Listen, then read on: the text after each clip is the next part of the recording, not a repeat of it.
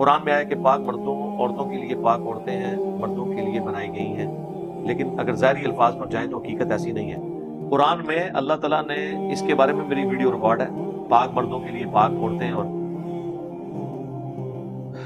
یہ جو اللہ تبارک و تعالیٰ ارشاد فرما رہا ہے نا، یہ ایز اے رول نہیں فرما رہا کہ ہمیشہ ایسے ہی ہوگا، یہ جنرل ہے۔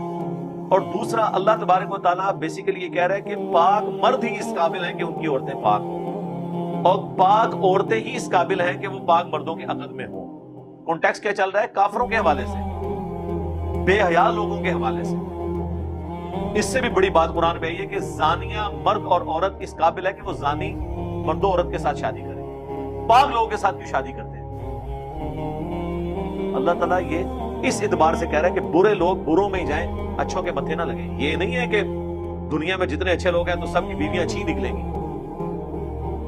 ایسا تو نہیں ہے۔ بے حیائی والا عنصر تو آپ نکال دیں، وہ تو کسی نبی کی بیوی کبھی کوئی بے حیا نہیں ہوئی ہے، لیکن غدار تو ہوئی ہے نا، کافرہ تو ہوئی ہے نا۔ سورہ تحریم کے آخری رکوع میں آیا کہ ہمارے جو دو بہترین بندے نوح علیہ السلام اور لوط علیہ السلام، ان کے جو عقد میں دو عورتیں تھیں، اللہ فرماتا ہے انہوں نے خیانت کی اپنے مردوں کے ساتھ، اور وہ مرد ان کے کچھ کام نہیں آئیں گے۔ لوط علیہ السلام کی بیوی اور نوح علیہ السلام کی بیوی کافرہ تھی، انہوں نے خیانت کی اپنے خاندوں کے ساتھ، تو وہ نہیں بچا سکیں گے اللہ کے عذاب سے۔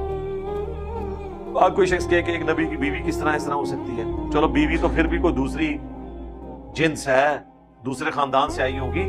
نبی کی اپنی اولاد حضرت نوح علیہ السلام کا بیٹا جو ان کے جسم کا ٹکڑا تھا کافر ہوا، اور اللہ نے فرمایا کہ یہ تیرا بیٹا ہی نہیں ہے، یہ تیرے اہل بیت میں شامل ہی نہیں ہے، کیونکہ اس کے اعمال دوسروں والے ہیں۔ اور یہاں لوگ کہتے ہیں اعمال بے شک دوسروں والے ہوں، اگر ہم اولاد ہیں، ہم سید ہیں، تو ستہ خیران ہے۔ بالکل الٹ بات کر رہے ہو۔ صحیح مسلم میں حدیث ہے جس کے عمل نے اسے پیچھے چھوڑ دیا، اس کا نسب اسے آگے نہیں لے کے جائے گا۔ ہاں، اگر کسی کا عمل درست ہے پھر اس کے نسب کا اسے فائدہ ہوگا۔ کیوں؟